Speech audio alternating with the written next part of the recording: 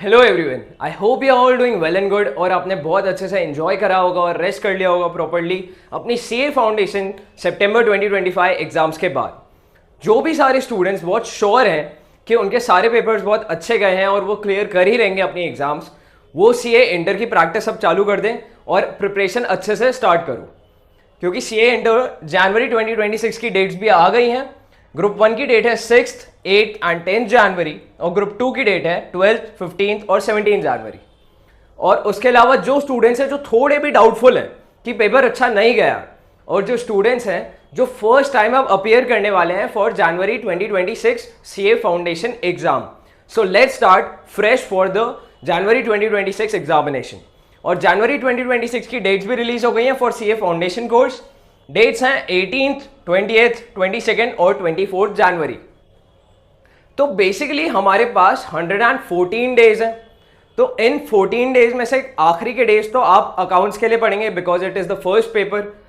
तो जो 114 डेज में से उन 14 डेज को हटा देते हैं, क्योंकि उस टाइम अभी करंटली इंडिया है, नवरात्रि चल रही है, फिर दशहरा है, फिर दिवाली है, उसके बाद किसी के घर पे मैरिजेस आ जाएंगी, फिर न्यू ईयर आ जाएगा।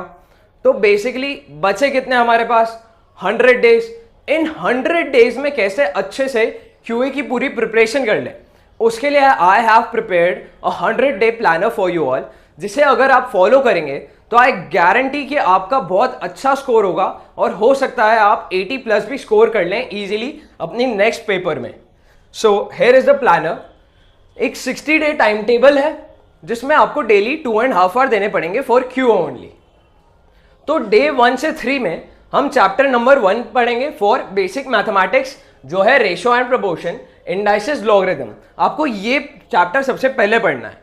ओके, अब इस चैप्टर में क्या सबसे जरूरी है, पहले इन सब के बेसिक कंसेप्ट क्लियर करना, क्योंकि रेशो, प्रोपोर्शन, इंडाइसेस, लॉगरिथम आगे भी यूज होता है कैलकुलेशन वगैरह में। कहां पे यूज होगा, ये आगे के जो चैप्टर्स हैं बेसिक मैथमेटिक्स में, इनमें इसकी बहुत नीड पड़ेगी।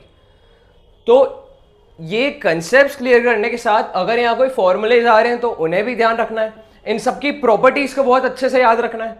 सेकेंड जो चैप्टर है वो है इक्वेशंस। 4 to 6 डे पे हमें इक्वेशंस पढ़ना है। उसमें लीनियर, क्वाड्रेटिक, क्यूबिक और बाय क्वाड्रेटिक इक्वेशंस को अच्छे से समझ लेना और इनसे रिलेटेड सारे कंसेप्ट को क्लियर रखना है। 7 डे पे लीनियर इनइक्वालिटीज, छोटा चैप्टर है, इजीली हो जाएगा। 2 वेरिएबल लीनियर इनइक्वालिटीज को भी अच्छे से समझ लेना है। फिर है सबसे important chapter, mathematics of finance. CA foundation September 2025 attempt में ये आया था 14 मार्क्स का, 14 क्वेश्चंस पूछे गए थे इससे।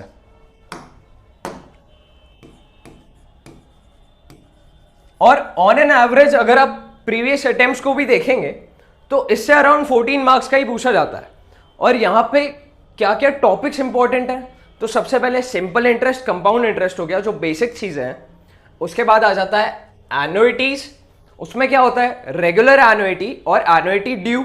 उसके बाद प्रेजेंट वैल्यू और फ्यूचर वैल्यू, फिर परपेचुइटी, सीएजीआर। इन सब के क्वेश्चंस देखने को मिलेंगे आपको पेपर के अंदर, और ये तो गारंटीड आएंगे ही। तो ये बहुत इंपॉर्टेंट है। इसके लिए भी हमने 3 डेज दे रखे हैं और इसके लिए एक्स्ट्रा प्रैक्टिस के भी आखिरी में हमने डेज रखे हैं। तो 8 to 11 डे पे हम ये पढ़ेंगे। उसके बाद आपको क्या पढ़ना रहेगा, 12 to 14 डे पे परम्यूटेशन एंड कॉम्बिनेशन पढ़ना है।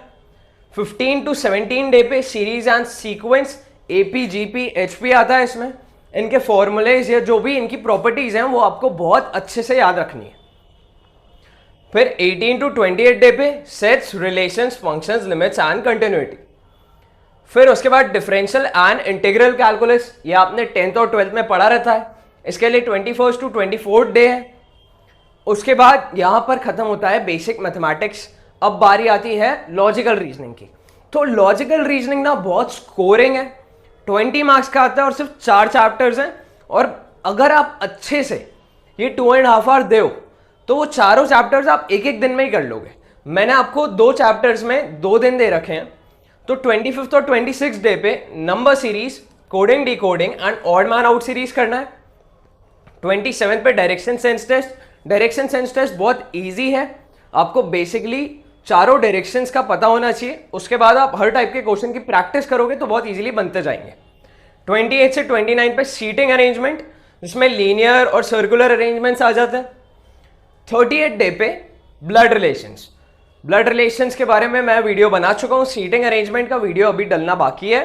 Direction sense test, number series, coding decoding, odd man out series, इनके वीडियो मेरे चैनल पे अपलोडेड है, so you can watch them.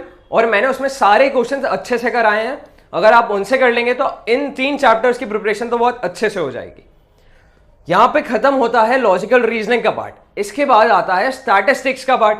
Statistics होता है 40 मार्क्स का, और ये पार्ट होता है जहां पे स्टूडेंट को थोड़ा कॉन्फिडेंस होता है कि इस पार्ट से मैं ज्यादा स्कोर कर पाऊंगा। बट सितंबर 2025 अटेम्प्ट में स्टैटिस्टिक्स वाला पार्ट कंपैरेटिवली थोड़ा डिफिकल्ट था। डिफिकल्ट होने का रीजन, स्टैटिस्टिक्स में statistical description of data and sampling, measure of central tendency और डिस्पर्जन, ये जो चैप्टर्स हैं इनसे बहुत ज्यादा वेटेज रहता है। अराउंड 18 to 19 मार्क्स का पूछा गया था इस अटेम्प्ट में, और उसमें से 7-8 क्वेश्चन थ्योरेटिकल इस टाइप के थे जो स्टूडेंट ने मॉड्यूल में भी नहीं देखे होंगे, नए थे स्टूडेंट के लिए, तो वो एग्जाम में थोड़ा घबरा जाते हैं कि ये क्या क्वेश्चन है, ये तो मैंने देखा ही नहीं है, ना मैंने इस टाइप का कुछ पढ़ा है। तो इनके ऊपर थोड़ा ज्यादा फोकस करना है, पर्टिकुलरली ये 2 chapters. 31 to 33 day statistical description of data and sampling पढ़ना है आपको, और ये जो दोनों है सैम्पलिंग और स्टैटिस्टिकल डिस्क्रिप्शन ऑफ डाटा, ये चैप्टर 13 में आते हैं, यूनिट 1 और यूनिट 2 में। तो इन 2 से सिर्फ थ्योरी है, तो यहां पर आप अच्छे से थ्योरी को 3 दिन देखे पूरा कवर कर सकते हैं। और जो मैं ये सब बता रहा हूं इसमें आपको पढ़ना क्या है, तो आईसीआई की मॉड्यूल पूरी करनी है विद एक्सरसाइजेस और एडिशनल एक्सरसाइज, और सारे कंसेप्ट क्लियर करने हैं। ये जो 60 डे का टाइम टेबल है, इस टाइम पे सिर्फ आईसीआई की मॉड्यूल पूरी विद एडिशनल एक्सरसाइज, और जो बीच में एक्सरसाइज और इलस्ट्रेशंस है, और उसके अलावा जो बेसिक कंसेप्ट हर चैप्टर में है, और फॉर्मूलाज। और फॉर्मूलाज के लिए आपको बनानी पड़ेगी एक फॉर्मूला लिस्ट, जिसे आप रोज थोड़ा थोड़ा रिवाइज करोगे तो आपको फॉर्मूलाज याद होते जाएंगे। 34 to 36 डे पे मेजर ऑफ सेंट्रल टेंडेंसी और डिस्पर्जन, यहाँ पे भी जो फॉर्मूलाज हैं उनको अच्छे से लिख के याद करना है। 37 to 34 डे पे, 37 to 48 डे पे प्रोबेबिलिटी, अब उसमें कंडीशनल प्रोबेबिलिटी, बेस थ्योरम, ये सब कुछ अच्छे से पढ़ना है। 41 to 43 डे पे थ्योरेटिकल डिस्ट्रीब्यूशन पढ़ेंगे। थ्योरेटिकल डिस्ट्रीब्यूशन में अंदर बाइनोमियल और पॉइजन आ जाता है, इनके भी फॉर्मूलाज हैं, उन्हें ध्यान से पढ़ना है। और इसी का पार्ट है नॉर्मल डिस्ट्रीब्यूशन, जिसके लिए 2 दिन अलग से दे रखे हैं, तो इस टाइम पे पढ़ेंगे नॉर्मल डिस्ट्रीब्यूशन। 46 to 47 डे पे आपको क्या पढ़ना है, कोरिलेशन एंड रिग्रेशन। फिर 48 to 58 डे पे इंडेक्स नंबर्स, ये सब चैप्टर्स इंपॉर्टेंट हैं। स्पेसिफिकली ज्यादा इंपॉर्टेंट कौन से हैं, ये 2, ये और ये 3 भी इंपॉर्टेंट है। ये पर्टिकुलर चैप्टर आता है 4 to 5 मार्क्स का, ये दोनों मिला के आते हैं 4 to 5 मार्क्स के, बट छोड़ना कुछ भी नहीं है। अगर मैं बोल रहा हूं ये इंपॉर्टेंट है, मतलब ऐसा नहीं है कि बाकी के चैप्टर्स इंपॉर्टेंट नहीं है।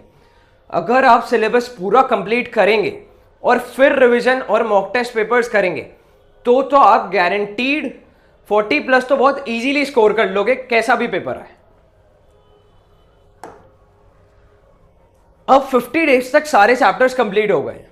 51st और 52nd डे पे आपको क्या करना है, मैथमेटिक्स ऑफ फाइनेंस थोड़ा डिफिकल्ट पड़ता है, तो इसके एडवांस सम्स की प्रैक्टिस करनी है।